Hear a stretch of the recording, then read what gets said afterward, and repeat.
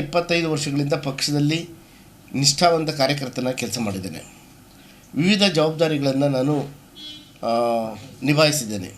3 ಬಾರಿ ಜಿಲ್ಲಾ ಉಪಾಧ್ಯಕ್ಷನಾಗಿ, 1 ಬಾರಿ ರಾಜ್ಯ ಕಾರ್ಯಕಾರಿಣಿ ಸದಸ್ಯನಾಗಿ, ಹಿರಿಯ ಪ್ರಕೋಷ್ಠದ ರಾಜ್ಯ ಸಮಿತಿ ಸದಸ್ಯನಾಗಿ, ಹೀಗೆ ಹಲವಾರು ಹುದ್ದೆಗಳನ್ನು ನಾನು ಪಕ್ಷದಲ್ಲಿ ನಿಭಾಯಿಸಿದ್ದೇನೆ.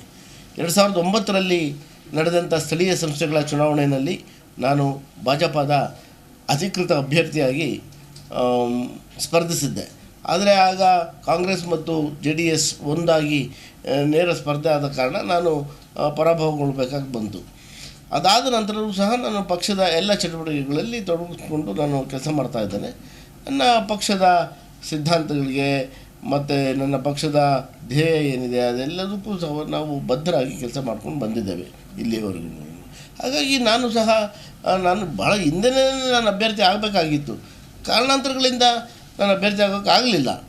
ಹಾಗಾಗಿ ನಾನು ಈಗ ಇದು ಒಂದು ಆಲ್ಮೋಸ್ಟ್ ಒಂದು ಕಡೆಯ ಅವಕಾಶ ಅನ್ನೋ ರೀತಿ ಇದ್ಬಿಟ್ಟಿದೆ.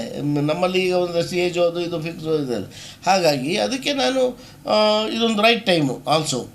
ನಮ್ಮ ಪಕ್ಷಕ್ಕೆ ನಾವು ದುಡಿದಿದ್ದೀವಿ, 25 ವರ್ಷ ದುಡಿದಿದ್ದೇನೆ, ಒಂದು ಒಳ್ಳೆಯ ಅವಕಾಶ ಇದೆ. ಹಾಗಾಗಿ ನಾನು ಅಭ್ಯರ್ಥಿ